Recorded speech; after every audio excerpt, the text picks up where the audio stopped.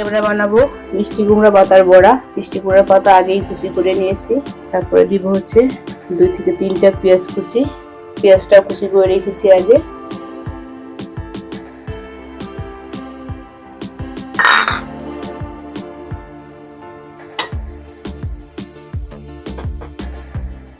Half চা চামচ হলুদের গুঁড়ো দিব।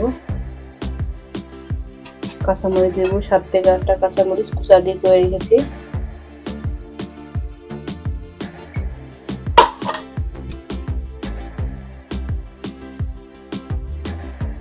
আতপ চালের গুঁড়া, আমি আতপ চাল ভিজিয়ে রেখে পরে ব্লেন্ডারে ব্লেন্ড করে নিয়েছি।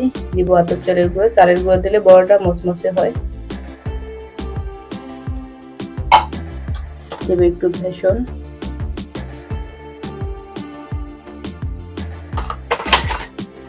এখন হাত দিয়ে মাখিয়ে নেব।